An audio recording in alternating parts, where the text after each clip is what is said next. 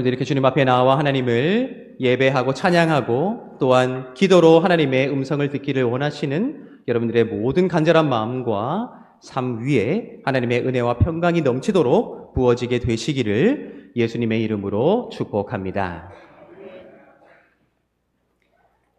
인간은 참 존귀한 존재입니다.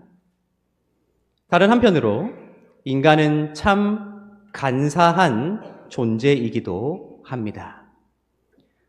때로 인간은 존귀하기도 하고 때로 인간은 간사하기도 하기에 동서고금을 막론하고 수많은 철학적인 질문들이 우리 인간을 향해 던져졌다는 것을 우리는 너무나도 잘 알고 있습니다. 인간은 어떤 존재인가 하는 질문 말입니다. 때로는 인간은 태어나는 그 순간부터 선하게 태어나는가 하는 질문을 던지기도 하고, 다른 한편으로 인간은 태어나는 그 순간부터 악하게 태어나는가 하는 질문을 던지기도 합니다. 왜 그렇습니까? 인간은 존귀하기도 하고 인간은 간사하기도 하기 때문입니다. 때로 험한 세상살이 속에 힘이 빠지고 절망하게 되고 지치게 되지만 저런 사람들이 있기에 우리가 소망을 잃어버리지 않을 수 있다라고 말하게 만드는 놀라운 사람들도 있지요. 얼마나 존귀한 존재인가 하는 감탄을 자아내는 사람들도 분명히 있습니다. 왜 그렇습니까? 인간은 존귀한 존재이기 때문입니다. 그러나 다른 한편으로 삶을 살아가다 보면 어떻게 사람의 탈을 쓰고 저런 말을 할 수 있고 저런 행동을 할 수 있는가 하는 한탄을 자아내는 사람도 있습니다. 왜 그렇습니까? 인간은 간사한 존재이기 때문입니다. 존귀함과 간사함이라는 그 경계에 서서 인간은 항상 자기 자신의 존재의 가치를 허물어뜨리기도 하고 때로는 다시 쌓아 올리기도 하는 것이 인류의 역사가 아닐까 하는 생각을 하게 된다 하는 것이지요. 우리 신앙은 어떠한가요? 예수를 믿음으로 하나님의 자녀가 되었다 고백하는 우리 신앙인들도 존귀한 존재입니다. 다른 한편으로 하나님을 아버지라 고백하고 있는 우리 신앙인들 역시 간사한 존재이기도 합니다. 성경은 우리에게 증언하고 있습니다. 우리로 하나님의 형상을 닮은 존재로 하나님의 형상대로 우리를 하나님께서 창조하셨다는 우리에 대한 놀라운 하나님의 사랑 고백을 성경은 기록하고 있습니다. 그렇기에 신앙을 가진 사람들은 내가 하나님의 형상대로 지으심을 받은 존재라고 고백하게 만드는 것이죠. 하나님은 육체가 아니시며 하나님은 물질적인 분이 아니시기에 외형적으로 하나님을 닮았다는 의미는 아닐 것입니다.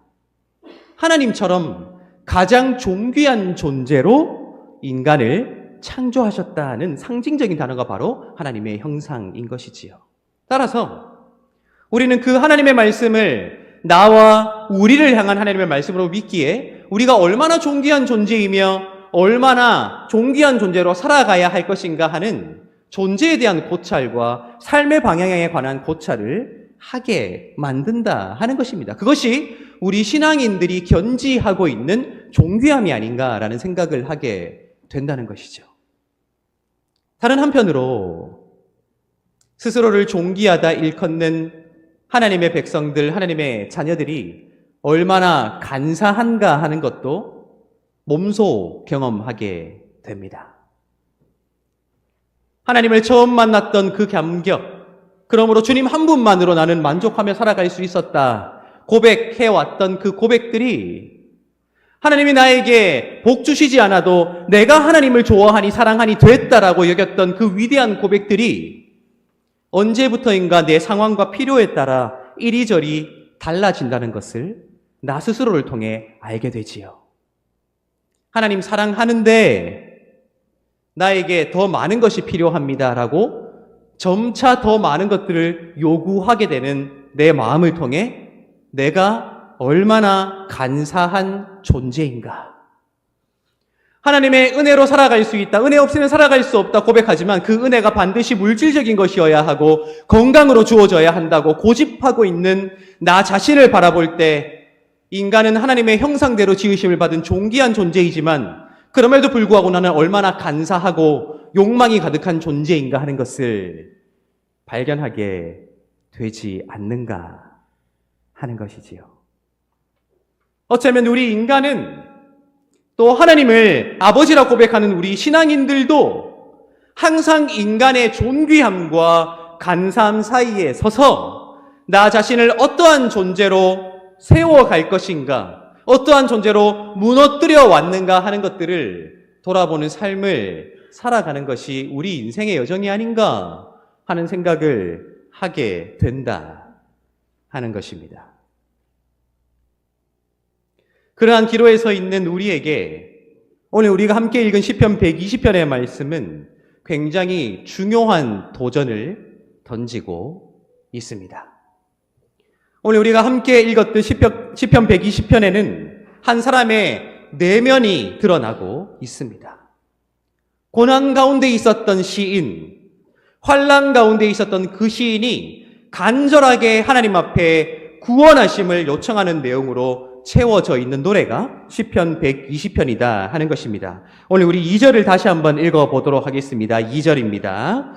여호와여 거짓된 입술과 속이는 혀에서 내 생명을 건져 주소서. 아멘. 내 생명을 건져 주소서. 이 말을 바꿔서 표현하면 무엇이겠습니까? 주님, 내가 죽을 위기에 처했습니다.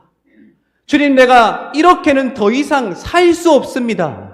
살 소망이 끊어지고 있습니다. 라는 그 처절한 마음을 하나님 앞에 고백하고 있다 하는 것입니다. 그런데 시인으로 하여금 그 처절한 마음을 고백하게 하는 원인이 무엇이라 2절에 기록되어 있습니까? 보십시오. 여호와여 거짓된 입술과 속이는 혀에서 내 생명을 건져주소서.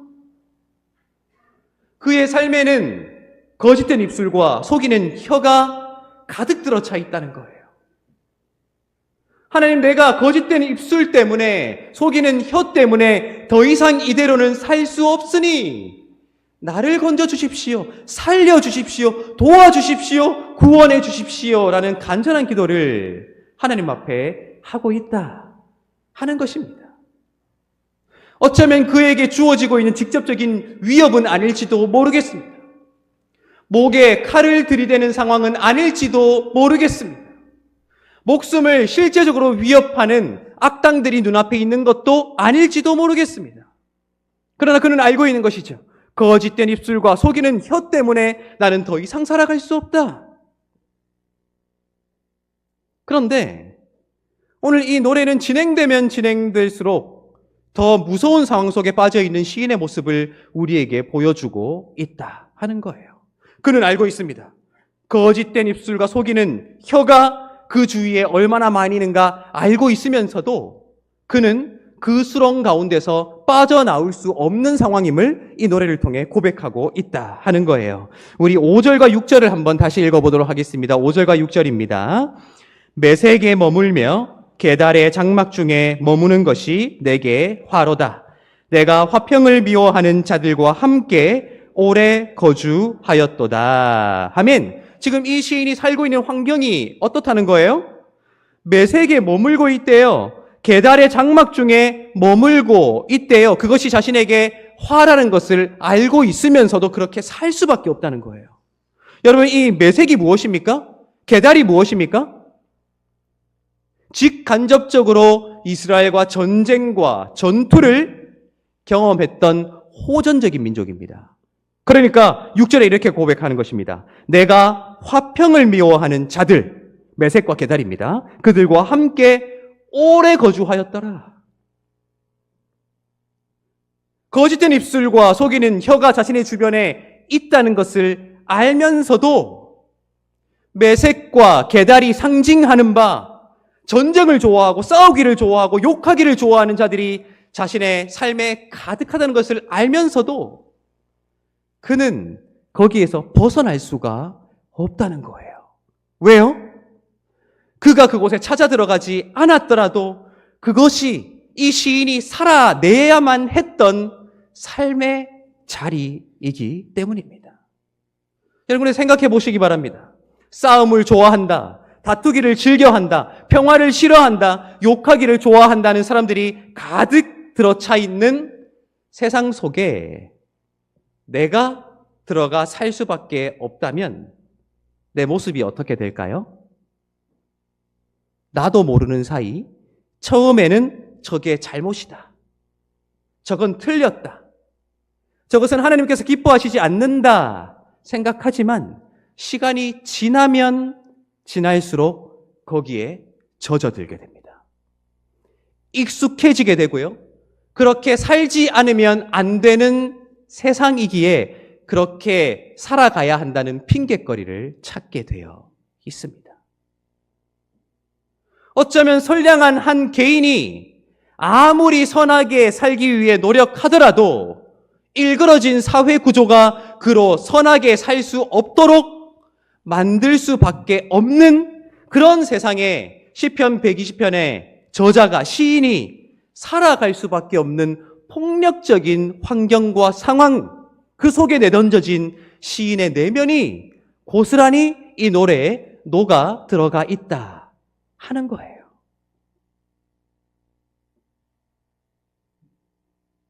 어쩌면 그러한 세상이 시인에게 무엇인가 적극적으로 악을 권하거나 악을 행하지 않는다 비난하지 않더라도 그 스스로 그 세상 속에 젖어들 수밖에 없도록 만드는 세상을 그가 살아가기에 하나님 앞에 나를 살려달라고, 이대로는 살 수 없다 고백하는 그러한 처절한 마음이 이 노래에 들어가 있지 않는가 우리가 상상해보게 된다 하는 것입니다. 여러분, 우리의 일상생활에서도 그러한 모습이 발견되지 않습니까? 여러분, 최근에 참 많은 뉴스와 기사가 쏟아지고 있습니다만 우리 주목을 끄는 뉴스와 기사가 있지요. 여러분들 어디에 관심을 가지고 계십니까? 뉴스와 기사들 중에. 저는 요즘에 유독 주가지수 코스피가 4,000을 넘었네, 이제 곧 5,000이 되고 어쩌면 7,000을 넘을지도 모른다 하는 기사와 뉴스가 참 많이 눈에 들어오더라고요. 혹시 주식하시는 분 계십니까? 그리고는 그 기사와 또 그 뉴스의 댓글을 보면 코스피가 이만큼 올라서 내가 얼마만큼 수익을 남겼네, 배당금을 얼마나 받았네, 이런 얘기가 댓글로 달려있는 것을 쉽게 보게 됩니다. 그런데 그런 뉴스들과 기사들에 관심이 가다 보니 저도 살짝 주식 계좌 한 개 개설해볼까? 내가 돈은 없지만 소액이라도 한번 투자해볼까? 하는 생각이 들더라고요. 그 누구도 저에게 주식 해보라는 말을 하는 사람은 없습니다. 근데 제가 솔깃한 거죠. 그런데 다른 한편에 이런 생각이 드는 겁니다. 제가 이 교회에서든 밖에서든 항상 스마트폰을 들여다보는 것입니다. 교인들이 목사님 바쁘셔서 여기저기 연락을 많이 받으시는가 보다 싶었더니 옆에 가서 봤더니 목사님이 주식창을 띄워놓고 계속 새로 고침을 하고 있는 거예요. 그럼 여러분 어떤 생각이 들 것 같으세요? 네. 목사님 얼마나 수익 거두셨습니까? 라는 질문보다는 속으로 목사라는 사람이 잘한다, 그런 생각 안 들겠어요? 맞아요. 여러분, 이게 이렇게 무서운 것입니다. 세상이 우리에게 강요하지 않습니다. 세상이 우리에게 무엇인가 하라고 권하지 않습니다. 그런데 세상은 어쩔 수 없이 우리가 물들게 되어 있더라고요. 큰 소리 안 치면 질 것 같은 세상이니까 나도 큰 소리 쳐야만 하도록 내가 움직이고요. 무엇인가 나에게 되로 주는 사람에게 말로 갚지 않으면 내가 손해보는 것처럼 느끼게 만들고요. 세상은 절대로 우리에게 이렇게 해라 저렇게 해라 하지 않습니다. 하지만 자연스럽게 물들게 만든다는 거예요. 오늘 이 시인의 처지가 바로 그랬다는 것입니다. 호전적인 민족, 싸움을 좋아하는 민족 사이에 살 수밖에 없는 그의 환경이 그에게 강요하지 않지만, 요구하지 않지만 스스로 거기에 물들도록 만드는 그러한 모습을 자신이 발견하게 된다는 것이죠. 지금 당장 자신이 악한 환경 속에 살아가고 있기에 구원해달라고 외치는 그것보다 더 무서운 것은 서서히 그것에 잠식되고 있는 자신의 모습, 그리고 그것을 인지하지도 못한 채 정말로 잠식되어져 가고 있는 시인의 모습이 훨씬 더 두렵게 우리 눈앞에 상상되어진다 하는 것입니다. 그런데 놀라운 사실이 있습니다. 지금 시인은 이 노래를 통해 자신이 그렇게 살아갈 수밖에 없는 환경을 처절하게 고백하고 있지만 시인은 이 노래의 첫 소절을 그 하소연으로 시작하고 있지 않다 하는 거예요. 우리 1절을 다시 한번 읽어볼까요? 120편 1절을 다시 한번 읽어보도록 하겠습니다. 함께 읽겠습니다. 내가 환난 중에 여호와께 부르짖었더니 내게 응답하셨도다. 아멘. 여러분 이 표현을 잘 보십시오. 내가 환난 중에 여호와께 부르짖었더니 내게 응답하실 것이다 라고 미래형으로 말하지 않습니다. 어떻게 말합니까? 내게 응답하셨도다. 이미 이루어진 일이에요. 이미 응답하신 그 일을 확신 있게 먼저 고백하는 거예요. 자신이 살아가는 환경이 좋지 않아요. 폭력적이에요. 욕이 난무해요. 육두문자가 난무해요. 호전적인 민족들 사이에 살아갈 수밖에 없어요. 그 상황을 하나님 앞에 하소연하지만 놀랍게도 이 노래의 출발은 이미 하나님께서 나를 구원하셨다는, 응답하셨다는, 들으셨다는 그 경험과 확신으로 이 노래가 시작하고 있다 하는 것입니다. 여러분 궁금하지 않으세요? 도대체 하나님께서 어떤 방법으로 그의 삶 가운데 역사하시고 응답하시고 일하셨기에 이 시인은 여전히 환난 가운데 있으면서도 하나님께서 나에게 응답하셨다라고 고백할 수 있었을까? 그 방법이 무엇이었을까? 여호와께서는 어떤 식으로 응답하셨을까? 궁금하지 않습니까? 그 방법은 오늘 우리가 읽은 시편 120편의 표제에 기록되어 있습니다. 여러분 기억하십시오. 시편에 기록되어 있는 괄호 안에 들어가 있는 표제들은 히브리어 원문에서는 1절입니다.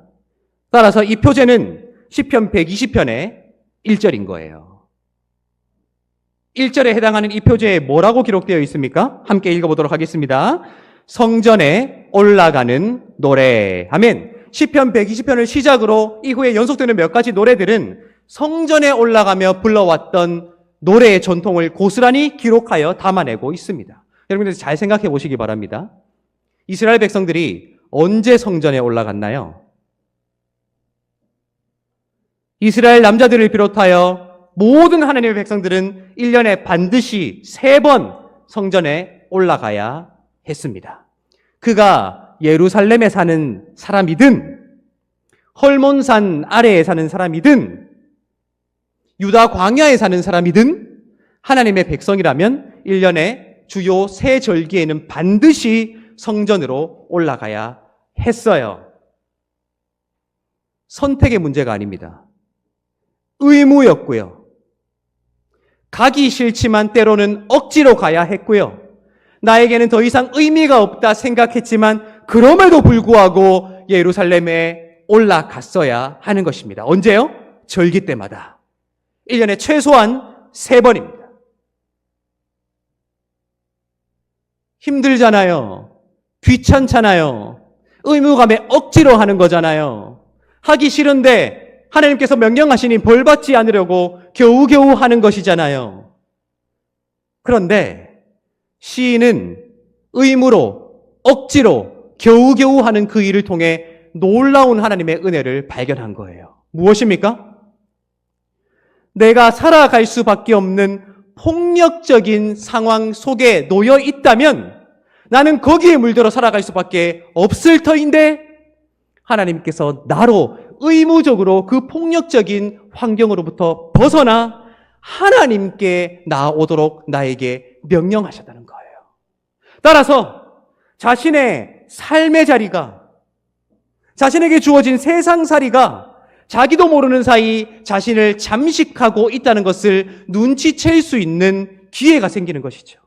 아, 내가 그 속에 살 때는 몰랐는데 억지로라도 성전에 올라가는 길에 한 걸음 떨어져 생각해보니 그것이 폭력적인 것이었구나.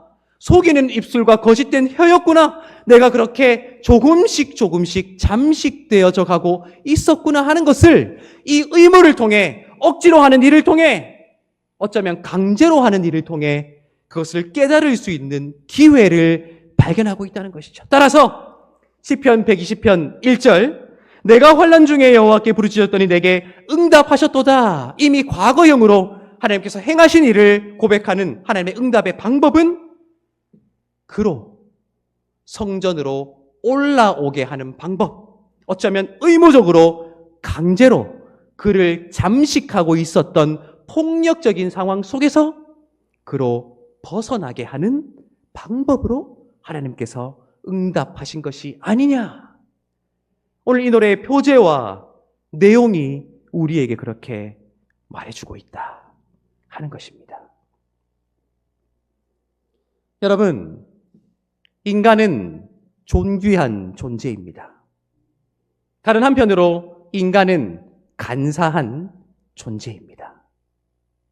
오늘 이 말씀은 우리의 간사함이 얼마만큼 진정한 간사함인가 하는 것을 우리에게 말해주고 있다 생각했습니다. 여러분, 오늘 이 예배를 드리며 이 예배 자리에 앉아 있다는 것, 함께 찬양하고 기도하고 함께 하나님의 말씀을 읽고 함께 하나님의 말씀을 나눌 수 있다는 것이 여러분들에게는 하나님의 은혜이십니까? 할렐루야. 감사한 일이죠. 근데 사실 가끔 그런 생각이 찾아오지 않습니까? 예배 자리에 아무 의미 없이 앉아있다 생각되어질 때, 이제는 예배를 드려도 나에게 감동도 없고 들을 생각도 없고 그냥 주 1회 예배 안 드리면 찜찜하니까 나와 드릴게요 주님, 그런 생각도 솔직히 들 때가 있지 않으시는지요? 저는 오늘 이 말씀을 읽으며 어릴 때부터 지금까지 귀에 피가 나도록 많은 선생님들을 통해, 전도사님과 목사님들을 통해 들어왔던 그 가르침이 떠올랐습니다. 주일 성수해야 한다. 예배의 자리를 지켜야 한다. 그거 이제 와서 생각해 보니 나를 위한 거더라고요. 내가 그거라도 하지 않으면 세상에 잠식되어, 세상이 강요하지 않지만 나 스스로 세상에 속해 살고자 하는 욕구가 충만할 것이므로 주일을 성수하는 것을 통해 세상으로부터 잠시 떨어져 있게 되고요. 예배를 통해 세상의 목소리와 세상의 관점을 잠시 내려두고 하나님의 관점과 하나님의 목소리를 듣게 되고요. 어쩌면 그렇게 의무적으로 지켜오라고 해왔던 그 모든 것들이 하나님을 위한 것이 아니라 나를 위한 것이라 생각되어지더라고요. 여러분 생각해 보세요. 이 예배가 얼마만큼 하나님께 득이 된다 생각하십니까? 말도 많고 탈도 많은 우리가 모여 하나님 앞에 좌충우돌하는 이 예배를 드리는 것이 하나님께 보탬이 될까요? 글쎄요. 그럼에도 불구하고 하나님은 우리의 예배를 받으시지요. 우리에게 예배의 자리를 지킬 것을 요청하시지요. 함께 모이라고, 함께 찬양하고 기도하고 예배하고 함께 헌신하며 서로를 세워주는 헌신을 가득 채우라고 말씀하시지요. 누구를 위해서요? 나를 위해서, 우리를 위해서. 왜요? 그렇게라도 우리가 세상에 물들고 잠식되어 살아가지 않도록 한 걸음 물러서서, 지금 우리에게는 익숙해져 버렸고 습관이 되어버렸고 종교 행위가 되어버린 이 예배가 얼마나 하나님께서 나를 사랑하셔서 나에게 주신 은혜인가 하는 것을 깨달을 수 있도록, 때로는 의무라는 것을 통해, 때로는 강요해서라도, 때로는 다그쳐서라도 우리로 하나님의 형상을 닮은 존귀한 존재로 세상을 분별하며 살아갈 수 있도록 나와 우리를 위해 베풀어 주신 하나님의 은혜가 아닌가 하는 생각을 하게 된다는 것입니다. 여러분, 여전히 우리는 존귀하면서도 여전히 우리는 간사한 존재입니다. 얼마나 간사한지 하나님의 은혜가 지금 이 예배라는 것을 통해서 우리에게 부어지고 있으면서도 예배로는 만족하지 못한다고 하나님 앞에 떼쓰고 있는 우리의 모습으로 그 간사함이 나타나고 있습니다. 하나님 물질의 복을 안 주시면, 하나님 건강의 복을 안 주시면, 하나님 내가 원하는 것을 안 주시면 나 예배 안 드릴 겁니다. 나 봉사 안 할 겁니다. 언제부터 하나님의 은혜와 복을 하나님과 협상거리로 만들어 하나님을 쥐어짜고 조종하려고 하는 우리의 간사함이 때로는 우리에게 보여지고 있지 않습니까? 그러한 우리에게 하나님이 시편 120편을 통해 세상의 관점으로 하나님을 재단해왔고 세상에 물들어 하나님의 은혜를 판단해왔던 나의 삶에서 이 주일 1시간 예배만이라도 온전히 주일 하루만이라도 물러서서 그 삶의 자리에서 벗어나서 내가 당연하게 누리는 그 모든 것들이 얼마만큼 소중한 하나님의 은혜와 복인가 하는 것을 다시 깨달으라. 하나님은 말씀하고 계신다 하는 것입니다. 여러분, 우리 앞뒤 좌우에 계신 분들에게 하나님을 예배하는 것이 큰 복입니다. 한번 인사하도록 하겠습니다.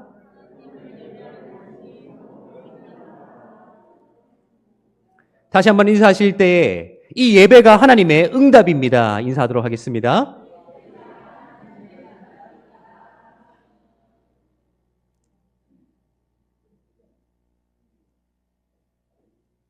반드시 우리에게는 그러한 시간이 필요합니다. 내 삶을 잠식하고 있는 세상으로부터 잠시 벗어날 시간.